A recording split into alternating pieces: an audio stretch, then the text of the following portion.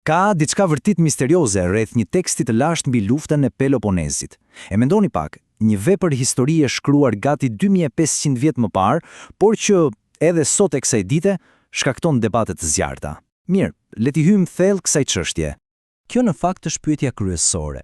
Si ka mundësi që një kronikë e një konflikti të lashtë grek të jetë kaq thellësisht e rëndësishme sot, aq sa studiohet nga strategët dhe liderët ushtarak modern? E po, përgjigja nuk gjendet te faktet, por te pyetjet e përjetshme që ai ngri. Për të kuptuar se si ka mbijetuar ky libër për kaq gjatë, do të analizojmë dy ngjarje të famshme dhe duhet thënë të debatuara ashpër që ai përshkruan. Këto dy momente në fakt zbulojnë gjithçka. Konkretisht, do të flasim për ekspeditën e Sicilisë, një histori strategjie që kthehet në fatkeqësi, dhe për dialogun Melian, një përballje akullt midis pushtetit dhe moralit. Le të fillojmë me të parën. Kjo është padyshim pika kulmore ushtarake dhe strategjike e librit të Tukididit. Mund ta shohim si një histori paralajmëruese për ambicien, për llogaritjet e gabuara dhe sigurisht për pasojat katastrofike të një kumari të madh perandoror. Pra, si përfundoi Athina në këtë pikë? E po, gjithçka filloi me një paqe të lëkundur.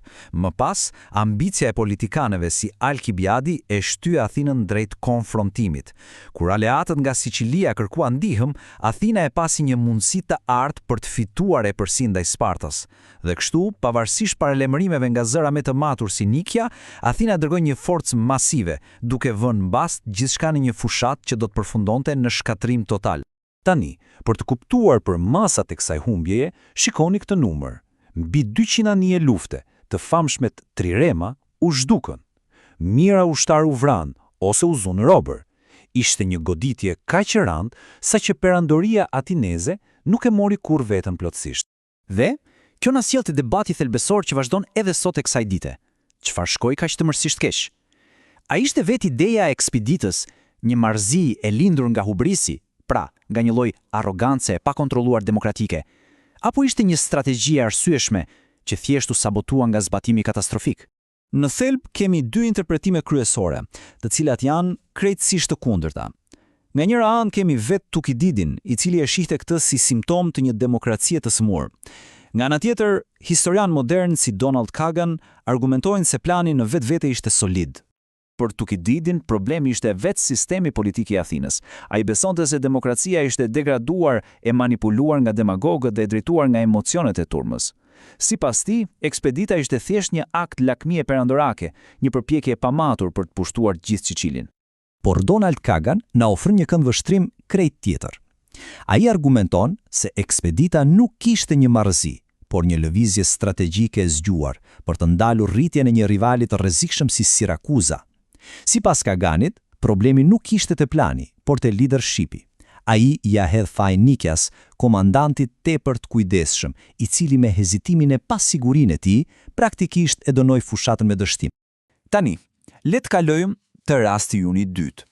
Nëse Sicilia ishte kulmi i dështimit strategjik, atëherë dialogu Melian është padyshim fundi moral dhe shpirtëror.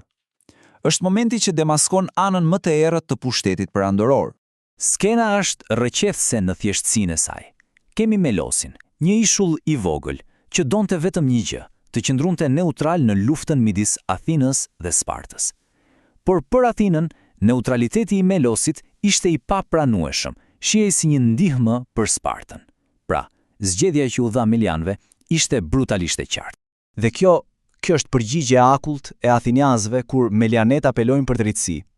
Kjo është shprehja më e pastër e asaj që sot e quajmë realizëm politik.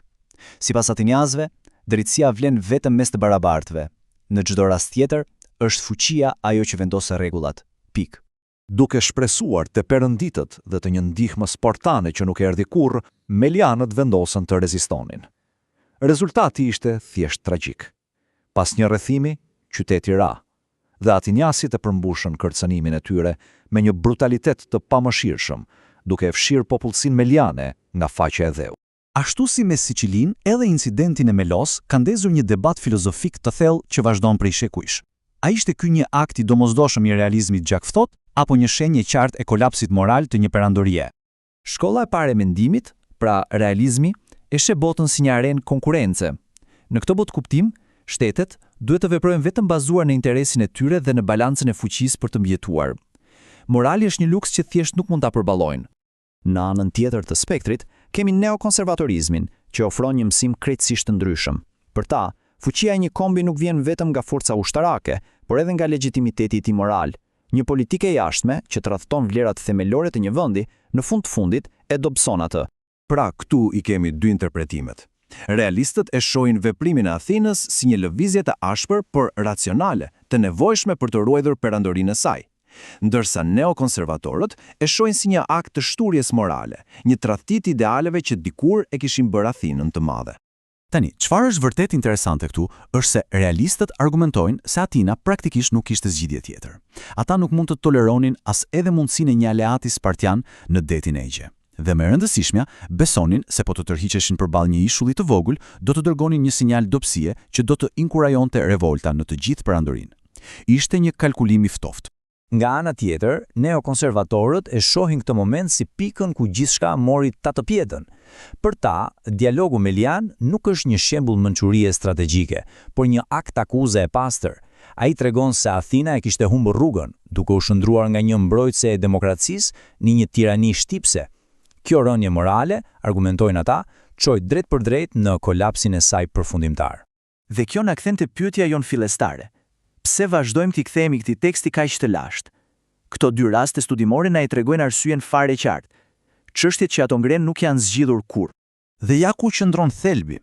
Pyetjet që Tukididi shtronte 2500 vjet më parë janë të njëjtat pyetje me të cilat përballen fuqitë e mëdha sot. Debati mbi Sicilinë pasqyrohet në diskutimet për luftrat moderne, si ajo në Irak. Dhe dilema e Melosit është dilema e përjetshme e çdo superfuqie, si të balancosh sigurinë dhe interesat me vlerat morale.